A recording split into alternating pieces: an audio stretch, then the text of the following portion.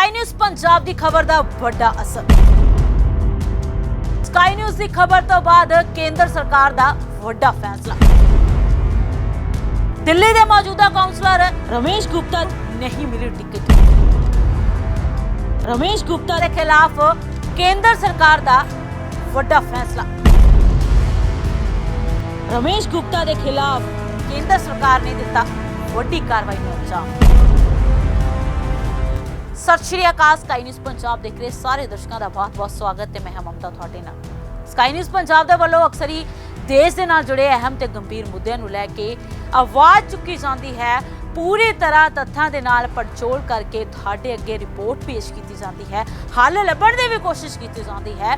ते इस सब दे चलदे बीते दिन स्काई न्यूज़ पंजाब दे वल्लों एक खबर नशर की गई सी जिसका कि एक बड़ा असर देखने को मिला है ते केंद्र सरकार ने एक बड़ा फैसला लिया है। जी हाँ, असी गल कर रहे हैं देश दे नाल जुड़े हुए सब तो अहम ते गंभीर मुद्दे यानी देश की इकोनॉमी दी ते इस दे नाल जुड़े हुए भ्रिष्टाचार दी।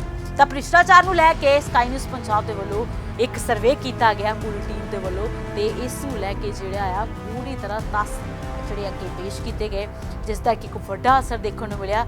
ਕਹਿ ਸਕਦੇ ਹਾਂ ਅਸਰ ਹੀ ਨਹੀਂ ਦੇਖਣ ਨੂੰ ਮਿਲਿਆ ਬਲਕਿ ਕੇਂਦਰ ਸਰਕਾਰ ਦੀ ਵੱਡੀ ਕਾਰਵਾਈ ਵੀ ਦੇਖਣ ਨੂੰ ਮਿਲੀ ਹੈ। ਸੋ ਇਸ ਸਭ ਦੇ ਚੱਲਦੇ ਹਾਂ ਸਭ ਤੋਂ ਪਹਿਲਾਂ ਧੰਨਵਾਦ ਦਾ ਪਾਤਰ ਹੈ ਕੇਂਦਰ ਸਰਕਾਰ ਤੇ ਸਰਕਾਰ ਦੇ ਲਈ ਇਸ ਨੂੰ ਧੰਨਵਾਦ ਕਰਨਾ ਜ਼ਰੂਰ ਬਣਦਾ ਹੈ ਕਿਉਂਕਿ ਜੇਕਰ ਕੋਈ ਖਬਰ ਨਸ਼ਰ ਕੀਤੀ ਜਾਂਦੀ ਹੈ ਤਾਂ ਭ੍ਰਿਸ਼ਟਾਚਾਰ ਦੇ ਉੱਤੇ ਨਕੀਲ ਪਾਉਣ ਦੀ ਗੱਲ ਕਿਉਂਕਿ ਬੇਸ਼ੱਕ ਉਹ ਪੰਜਾਬ ਸਰਕਾਰ ਹੋਵੇ ਜਾਂ ਕੇਂਦਰ ਸਰਕਾਰ ਹੋਵੇ ਹਰ ਵਾਰ ਕਿਹਾ ਜਾਂਦਾ ਹੈ ਤਾਂ ਭ੍ਰਿਸ਼ਟਾਚਾਰ ਨੂੰ ਲੈ ਕੇ ਵੱਡੀ ਕਾਰਵਾਈ ਕੀਤੀ ਗਈ ਹੈ। ਸਕਾਈ ਨਿਊਜ਼ ਪੰਜਾਬ ਦੀ ਖਬਰ ਦਾ ਵੱਡਾ ਅਸਰ ਦੇਖਣ ਨੂੰ ਮਿਲਿਆ ਹੈ। ਸਭ ਤੋਂ ਪਹਿਲਾਂ ਤਾਂ ਤੁਹਾਨੂੰ ਦਿਖਾਉਂਦੇ ਹਾਂ ਉਹ ਰਿਪੋਰਟ ਜਿਹਦੇ ਵਿੱਚ ਇਹ ਸਭ ਕੁਝ ਅੱਗੇ ਰੱਖਿਆ ਗਿਆ ਸੀ ਜਿਹੜੇ ਉਹ ਤੱਥ ਅੱਗੇ ਰੱਖੇ ਗਏ ਸੀ ਆਖਰ ਕੀ ਕੁਝ ਪੂਰਾ ਮਾਜਰਾ।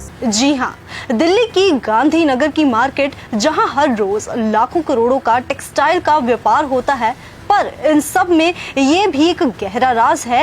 दरअसल इस मार्केट में सारी इकोनॉमी माफिया के कंट्रोल में रहती है और इसी माफिया की वजह से गांधीनगर की 50% मार्केट उस जमीन पर बनाई गई है जो सरकार के अधीन आती है, यानी कि सरकारी जमीन है। अब जाहिर सी बात है कि सरकारी जमीन पर ये मार्केट बनी है तो इसकी इंक्वायरी भी जरूर होगी। इसके चलते हुए इस पूरे मामले की इंक्वायरी शुरू हो चुकी है और इस इंक्वायरी में एक बेहद हैरानीजनक खुलासा हुआ है।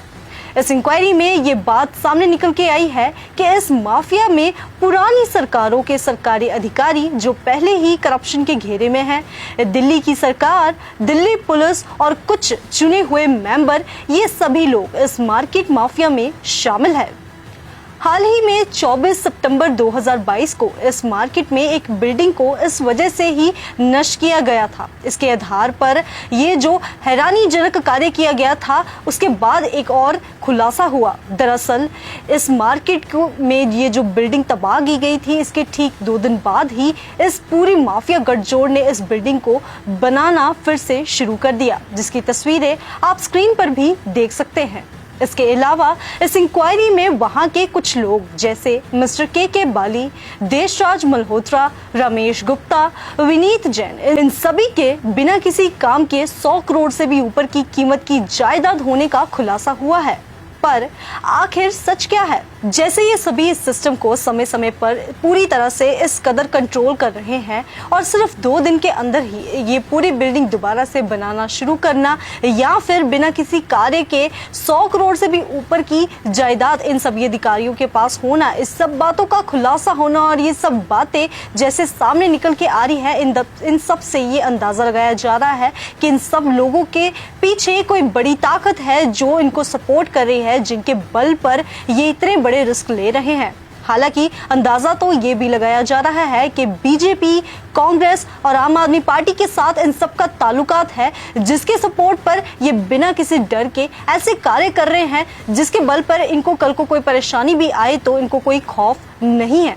पर इन सब मामले में पूरा सच क्या है, ये इंक्वायरी, ये आने वाली कार्य और आने वाली जो कार्रवाई हो रही है इन सब मामलों पे, उसके आधार पे ही पता चलेगा कि कल को इस मामले में कौन सी बात सच है और कौन सी बात झूठ है और कौन से ऐसे राज हैं जो हम सबसे छिपे हुए हैं और क्या इस मामले में पूरे जो पहलू हैं वो क्या है। ਸੋ ਇਸ ਸਭ ਤੋਂ ਬਾਅਦ ਕੇਂਦਰ ਸਰਕਾਰ ਦਾ ਵੱਡਾ ਐਕਸ਼ਨ ਦੇਖਣ ਨੂੰ ਮਿਲਿਆ, ਯਾਨੀ ਸਕਾਈ ਨਿਊਜ਼ ਪੰਜਾਬ ਦੀ ਖਬਰ ਦਾ ਇੱਕ ਵੱਡਾ ਅਸਰ ਦੇਖਣ ਨੂੰ ਮਿਲਿਆ ਹੈ ਤੇ ਨਾ ਸਿਰਫ ਰਮੇਸ਼ ਗੁਪਤਾ ਦੇ ਖਿਲਾਫ ਇੱਕ ਵੱਡਾ ਐਕਸ਼ਨ ਲੈਂਦੇ ਆ, ਟਿਕਟ ਦੇਣ ਤੋਂ ਇਨਕਾਰ ਕਰ ਦਿੱਤਾ ਗਿਆ ਹੈ, ਬਲਕਿ ਟਿਕਟ ਨਾ ਦੇਣ ਦੇ ਨਾਲ ਜਿਹੜਾ ਉਸ ਦੀਆਂ ਭ੍ਰਿਸ਼ਟਾਚਾਰ ਦੀ ਦੁਕਾਨਾਂ ਵੀ ਸੀਲ ਕਰ ਦਿੱਤੀਆਂ ਗਈਆਂ ਨੇ। ਤੇ ਇੰਨਾ ਹੀ ਨਹੀਂ, ਜ਼ਿਕਰਯੋਗ ਹੈ, ਜ਼ਿਕਰ ਖਾਸ ਹੈ ਇਹ ਕਿ ਇਸ ਤੋਂ ਇਲਾਵਾ 13 ਹੋਰ ਮਾਮਲਿਆਂ ਨੂੰ ਲੈ ਕੇ 13 ਹੋਰ ਲੋਕਾਂ ਦੇ ਉੱਤੇ ਵੱਡੀ ਕਾਰਵਾਈ ਕੀਤੀ ਜਾ ਸਕਦੀ ਹੈ। ਤਾਂ ਰਡਾਰ ਤੇ ਨੇ ਉਹ ਵੀ 13 ਲੋਕ ਭ੍ਰਿਸ਼ਟਾਚਾਰ ਨੂੰ ਲੈ ਕੇ ਲਗਾਤਾਰ, ਚਾਹੇ ਉਹ ਸੂਬਾ ਸਰਕਾਰ ਹੋਵੇ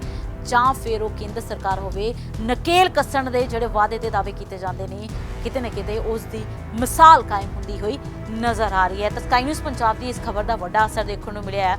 ਇਸੇ ਤਰੀਕੇ ਦੇ ਨਾਲ ਅਸੀਂ ਕੇਂਦਰ ਸਰਕਾਰ ਦਾ ਵੀ ਧੰਨਵਾਦ ਕਰਦੇ ਹਾਂ। ਹੋਰ ਅਹਿਮ ਅਪਡੇਟਸ ਜਾਣਨ ਦੇ ਲਈ ਤੁਸੀਂ ਜੁੜੇ ਰਹੋ ਸਕਾਈ ਨਿਊਜ਼ ਪੰਜਾਬ ਦੇ ਨਾਲ। ਫਿਲਹਾਲ ਦੇ ਲਈ ਮੈਨੂੰ ਦਿਓ ਇਜਾਜ਼ਤ। ਧੰਨਵਾਦ।